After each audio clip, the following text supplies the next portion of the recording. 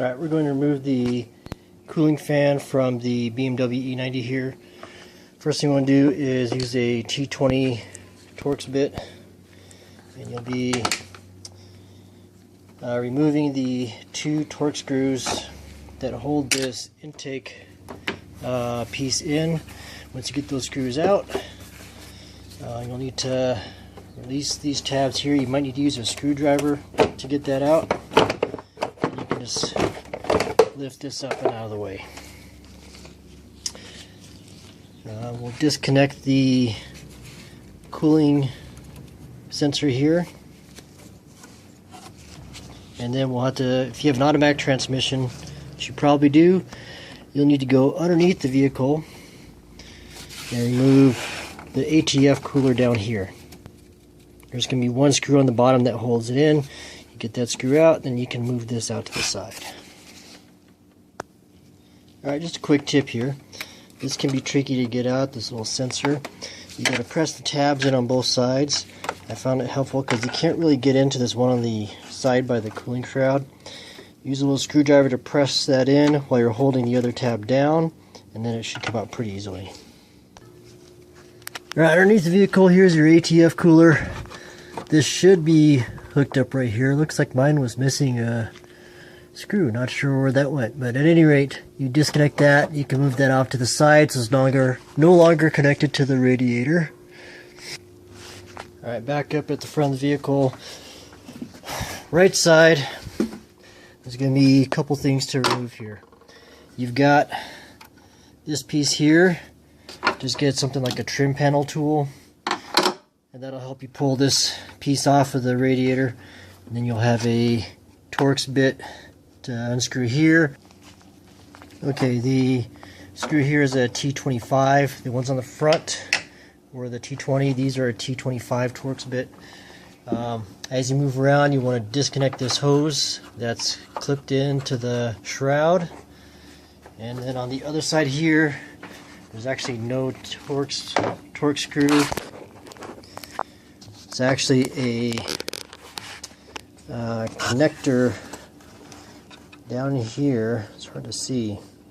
That's used to hold the shroud in place. So once we hold the screw out on the other side, then we can pull that and lift out the radiator, lift out the cooling shroud.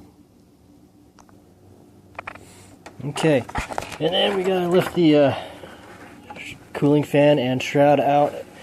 It is all one unit. You do that by kind of pushing it towards the engine and then lifting it up.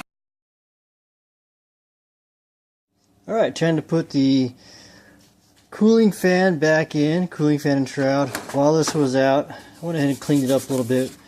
Use a little brake clean with a rag, just kind of wipe things down. There was a bunch of grease and grime all around it, so I cleaned it up as best I could. So let's get it back in now. Okay, so what we're going to do is we're just going to slide the cooling fan back in. Want to slide it back into place, making sure we don't get any hoses or anything like that caught. And then as this goes back into place, we want to make sure it slides into the radiator properly. The radiator has, you can see that, has these clips right here. So anyways, you see that clip right there. And the other one right here. Those are used to hold it into place. Alright, I found it a lot easier to put back in if we disconnect this hose right here. This is the upper radiator hose.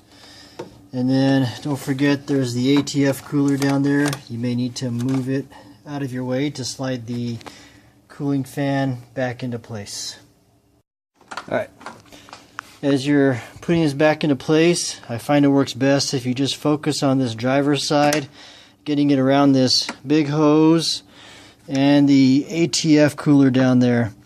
Once you kind of wiggle it around a little bit, it should slide right into place. Then you just want to make sure that it goes into those locking tabs that I was pointing out before. I'll show those in just a second.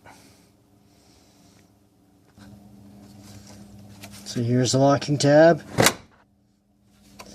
It actually clicks right into place. When putting the cooling fan back in, after you get the sliding pins locked into place, don't forget there is a torque screw that goes on the passenger side.